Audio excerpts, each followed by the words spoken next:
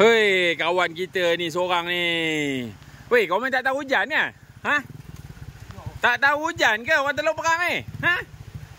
Ya Allah, kau ni. Apa yang kau bawa ni? Ha? Hari-hari bawa ikan gorgon. Tak ada ikan kecil eh? Tak ada. Aduh, cepat. Timah. Aku dah hari-hari aku tengok ikan sana. Hari-hari aku tengok ikan ni aku pun takut. Jap. Tak kosong lagi. Okey.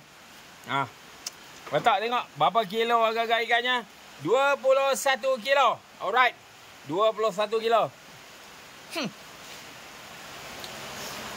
Macam tak percaya je demo ni. Lagi. Ikan apa lagi? Ambil. Okey, angkat dulu, bawa keluar. Okey, angkat pelan-pelan. Okey, angkat pelan-pelan. Tak sini. Tak tempat hujan ni tak apa. Sembah semua. Okey, kelabau berapa ekor?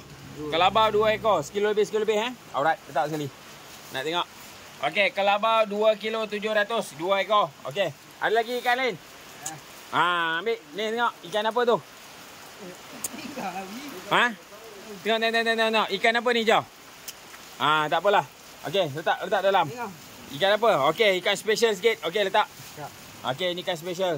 Tak apalah. Dah mati, kita nak buat macam mana? Rezeki nelayan lah. Kalau tak mati, boleh buat hidup. Okey, 1 kilo 250. Alhamdulillah. Rezeki nelayan di Sungai Perak. Jarang tak padu. Mantap, babu. Ikan kelas Sungai Perak. Okey, mantap. Alhamdulillah.